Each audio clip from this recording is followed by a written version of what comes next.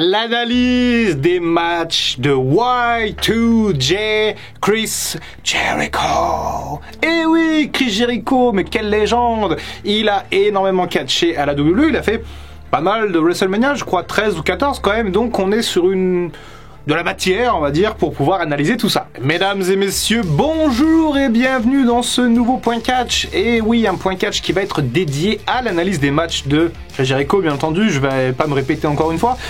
On va donc regarder match par match exactement ce qui s'est passé, est-ce qu'il a gagné, perdu, est-ce qu'il y avait des titres en jeu.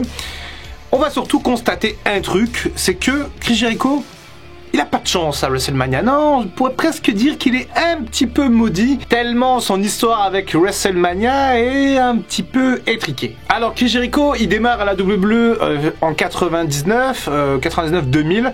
Donc, du coup, il est pas là pour WrestleMania 15. Il démarre à WrestleMania 16, WrestleMania 2000. Et à l'époque, Vince McMahon, il a une idée, il se dit, tiens, là, j'ai 3 catcheurs quand même assez talentueux, Chris Jericho, Kurt Angle et Chris Benoit.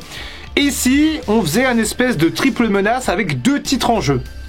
Bordel monstre, après on est en 2000. Donc c'est un match pour le titre US et européen. US? Non, je crois que c'est le titre intercontinental, il me semble que j'ai dit une connerie. Les fast-checkers, je vous laisserai me corriger si jamais je me suis trompé dans les commentaires. Vous le savez, les points catch, il n'y a pas de script, on s'en fout. Bon, toujours est-il que c'est donc un match à 3 et que Chris Benoit fait le premier tombé sur Chris Jericho, il me semble, avec un diving headbutt. J'ai regardé le match il n'y a pas longtemps, et donc du coup il remporte le premier titre, le titre intercontinental, ou US, mais je crois que c'est intercontinental, puisque US c'était à la WCW, bref. Et Chris Jericho remporte le deuxième titre, qui était le titre européen, en faisant le tombé sur Kurt Angle, donc il perd mais il gagne, et c'est un peu chelou ce premier WrestleMania, et c'est quand même un excellent match de catch, il faut absolument l'avoir vu au moins une fois. À WrestleMania 17, cette fois-ci on a un match simple, 1 contre 1, donc voilà, pas de problème. Chris Jericho est le champion intercontinental, et il défend contre William Regal, et oui, et c'est un superbe match, il me semble que c'est l'opener de WrestleMania 17, pas sûr, décidément j'ai pas mal de doutes dans cette vidéo. Bon, de toute façon on s'en fout que ce soit l'opener ou pas, c'est un bon match de catch également, et Chris Jericho conserve son titre, il est donc sur une streak de 2 victoires. Une streak qui va très vite s'arrêter, puisque ça va partir totalement cacahuète pour Chris Jericho à WrestleMania. À WrestleMania 18 en 2002, il est double champion, undisputed champion. Il a battu lors de Vengeance 2001 Stone Cold Steve Austin et The Rock dans la même soirée pour remporter les 2 titres, à savoir champion WWE, champion du monde poids lourd.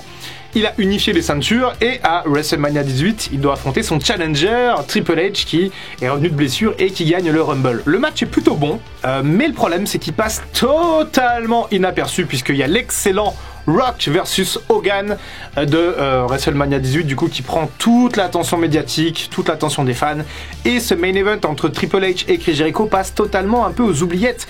Chris Jericho perd ce match, Triple H remporte son double titre de champion, mais en plus de ça on s'en rappelle pas des masses. Bon, il y avait quand même une histoire avec Stephanie McMahon à l'époque, et on verra que c'est pas la première fois que Chris Jericho aura des soucis avec des femmes catcheuses. WrestleMania 19 en 2003, ça fait Caulfield Stadium, magnifique stade, magnifique WrestleMania, un de mes préférés.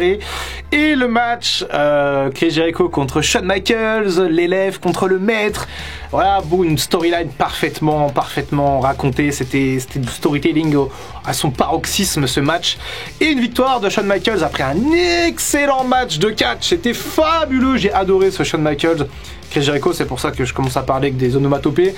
En tout cas, voilà, et cette fin de match, Chris Jericho perd le match, et cette fin de match où il vient mettre un shiro shot des familles à Shawn Michaels, c'est absolument divin. Défaite encore une fois de Chris Jericho, mais quel match magnifique. À WrestleMania 20, on a une storyline entre 2 potes, 2 Canadiens, Christian et Chris Jericho. Et voilà, c'est un peu les 2 potes qui se font un peu la guerre parce qu'ils sont amoureux de la même copine. Et c'est le cas parce que c'est Trish Stratus, du coup la catcheuse à l'époque qui est dans cette espèce de triangle amoureux. Trish Stratus est du côté de Chris Jericho à l'époque. Et sauf que pendant le match, elle vient lui mettre un coup de coude. Et ensuite, Jericho se prend un roll-up de Christian et il perd, tout simplement. Et donc, il est sur une succession de 3 défaites à WrestleMania, donc ça commence à piquer un peu. Pour WrestleMania 21, Chris Jericho a une idée, il va voir Vince McMahon, il lui dit mais écoute, et pourquoi on ferait pas un concept, on met des échelles, il y a une mallette à récupérer, et celui qui gagne la mallette, il a une chance pour le titre de champion à n'importe quel moment. Vince McMahon lui dit ok, très bonne idée, et c'est comme ça qu'est né le Money in the Bank. Et oui, c'est une invention à la base de Chris Jericho. Chris Jericho est donc dans le premier match de ce Money in the Bank, mais il ne gagne pas puisque c'est Edge, la Rated R Superstar, qui a cette 2007. Honneur absolument infini d'être le premier à avoir gagné le Money in the Bank. Malheureusement pour Chris Jericho, il a l'idée, mais il récupère pas la mallette. Bon, en 2005, Chris Jericho prend un peu ses distances avec le catch. Il fait des tournées avec son groupe Fozzy. Voilà, il se concentre un petit peu sur sa musique. Il fait d'autres choses, il se coupe les cheveux et il revient en 2007. Ce qui nous pousse donc du coup à WrestleMania 24 en 2008 au Citrus Bowl d'Orlando. Et Chris Jericho est à nouveau dans le Money in the Bank. Juste avant, il venait de remporter le titre intercontinental de Jeff Hardy, qui était suspendu pour usage stupéfiant. Chris Jericho est donc dans un Money in the Bank de grande qualité à WrestleMania 24, et il perd malheureusement face à CM Punk. Il se fait attacher les jambes sur l'échelle pour perdre. C'était excellent, j'ai beaucoup aimé ce Money in the Bank. C'est peut-être mon préféré d'ailleurs, mais en tout cas voilà, Chris Jericho, encore une fois, défaite à WrestleMania. Ça commence à faire beaucoup. L'année d'après, WrestleMania 25 en 2009, on devait avoir un match à la base entre Chris Jericho et Mickey Rourke, l'acteur. À l'époque, Mickey Rourke, il fait le film The Wrestler, qui est sur un catcheur, c'est un film sur un catcheur. C'est un film sur le catch, voilà. Je dirais pas que c'est un excellent film, parce que je l'ai pas trouvé super, mais en tout cas, voilà, c'est un film en tout cas qui a l'honneur de mettre en avant le catch, donc il faut peut-être le voir au moins une fois, bref. Mickey Rourke contre Chris Jericho, c'était l'affiche normalement de une des affiches de ce WrestleMania 25, et ça n'a pas eu lieu. Ça n'a pas eu lieu pour des histoires d'assurance, il me semble. Bref, Mickey Rourke n'était pas assuré. Donc, plan de dernière minute, on envoie les légendes contre Chris Jericho. Donc, il y avait Roddy Piper, Jimmy Snuka et Ricky Steamboat. Donc, 3 contre 1. Un match handicap. Ric Flair était manager des 3. Et Chris Jericho a remporté ce match. Il a terrassé tout et lieu, c'était que des anciens, il les a tous terrassés pour remporter le match. Donc une victoire enfin pour Chris Jericho à WrestleMania. Et après, il se prend une droite de Mickey Rourke. Alors Mickey Rourke, il lui met la droite, mais à 20 cm du visage, ça se voit, c'est un super botch, un botch très connu. Mais avec la magie du montage, des effets, machin, c'est un peu comme le stunner de Vince McMahon il y a 15 jours. Ça rend très bien. Donc voilà, Mickey Rourke qui finit par mettre une droite à Jericho et tout le monde est content. Osef ce match. À WrestleMania 26, cette fois-ci, Chris Jericho est champion du monde poids lourd.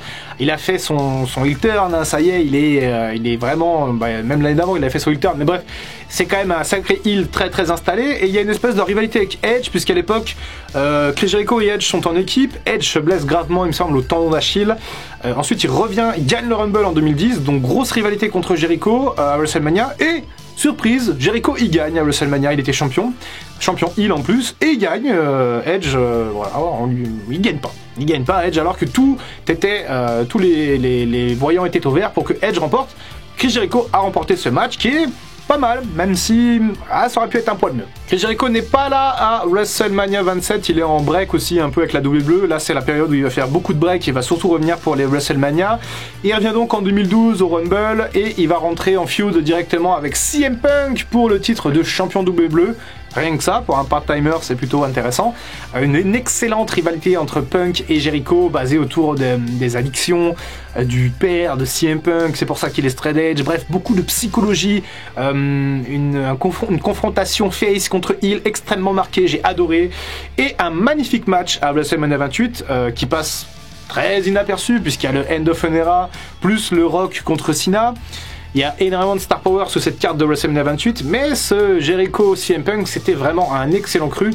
Trop souvent oublié malheureusement, donc voilà, encore une fois, la malédiction, il est maudit Jericho à WrestleMania, il a vraiment pas de chance. L'année d'après, Jericho fait également un retour pour mettre en avant une jeune pousse, une jeune future star, Fandango. Et oui, le danseur à l'époque, ça fait bizarre de parler de Fandango. On pensait que ça allait devenir une superstar en 2013, mais que dalle. Il avait un thème absolument épique, tout le monde chantait son thème, tout le monde n'aimait que son thème d'ailleurs à Fandango. Et à WrestleMania 29, il affronte Chris Jericho du coup. Belle opportunité pour Fandango. Ça vaut pas WrestleMania, un match pareil, faut pas se leurrer, c'est pas du niveau d'un WrestleMania. En tout cas, Fandango qui bat Chris Jericho qui met over Fandango. Dommage que ça n'ait mené à rien, même si Fandango, le lendemain à Raw, il a une énorme pop. Dommage en vrai que ça n'ait mené à rien. En tout cas, Chris Jericho à l'époque il est plus en mode voilà, je mets en avant les jeunes, moi basta. À WrestleMania 32, on a un magnifique match entre Chris Jericho, du coup, quelques années plus tard, hein, et AJ Styles. Malheureusement, j'allais dire, Chris Jericho gagne. Malheureusement pour AJ Styles, surtout le mec vient d'arriver, on le fait perdre directement, ça rend moyen. Pour Chris Jericho, c'est plutôt une bonne nouvelle, même si encore une fois, AJ Styles, il arrivait en tant que full-timer. Chris Jericho, il arrive, il est part-timer de dingue là, donc à ce moment-là, ça sert plus trop à rien de le faire gagner. Bon, c'est comme ça. Quoique non, à l'époque, 2016, non, je raconte n'importe quoi. 2016, il est full-timer Chris Jericho, bref. Victoire de Chris Jericho, ce sera sa dernière à WrestleMania. Puisque son dernier WrestleMania, c'est contre Kevin Owens. Chris Jericho est face, entre-temps il a tourné face, il y a eu ce magnifique festival of friendship. Il est champion US, Kevin Owens vient de perdre le titre face à Goldberg. Dommage, je pensais que cette rivalité à l'époque allait aller jusqu'au main event de WrestleMania 33, enfin pas le main event puisque c'était Roman Reigns contre Undertaker, mais au moins pour le titre universel. Mais Vince a dit non, ce sera Goldberg-Lesnar. Ok, je comprends, plus de star power, plus de tout. En tout cas, Jericho-Owens, c'était une superbe rivalité qui aurait mérité, je pense, d'avoir le titre de champion. Même si, voilà, victoire de Kevin Owens qui récupère le titre de champion US. Après, derrière, il va faire une espèce de gimmick chelou de Kevin Owens, président ou je sais pas quoi, américain, où il se rase. Bon, ça marche pas très bien. Dernier match de Chris Jericho en date, puisque c'est fini pour Chris Jericho. Ensuite, il va partir du côté du Japon et ensuite du côté de AEW. 5 victoires sur 13 matchs pour Chris Jericho. On peut pas dire que le bilan soit fameux. Il ne l'est pas trop. Beaucoup de malchance, hein, que ce soit le match avec Owens à WrestleMania 33 qui est pas pour le titre majeur, le match contre Triple H qui passe au second plan, le match contre CM Punk qui passe au second plan. Beaucoup de défaites également, beaucoup de défaites, donc voilà. Dommage un petit peu pour la legacy de Chris Jericho, mais en tout cas, c'était une analyse très intéressante à faire. Rapidement, s'il y a quelques matchs à voir de Chris Jericho à WrestleMania, je vous conseille le match contre Christian à WrestleMania 20 qui est excellent, les deux ont une alchimie folle. Le match contre Shawn Michaels l'année d'avant, bien entendu, à WrestleMania 19, et le triple menace contre Angle et Benoit à WrestleMania 2000. Après, pour le reste, ce sont des matchs plutôt... Ah, mais ici, il y a aussi celui contre CM Punk, bien entendu, à WrestleMania 28. Pour le reste, après, ce sont des matchs qui n'ont pas trop d'importance. C'était le Dr Wrestling, merci d'avoir suivi cette vidéo jusqu'au bout, on se retrouve très bientôt pour un prochain projet, et en attendant, comme d'habitude, prenez soin de vous.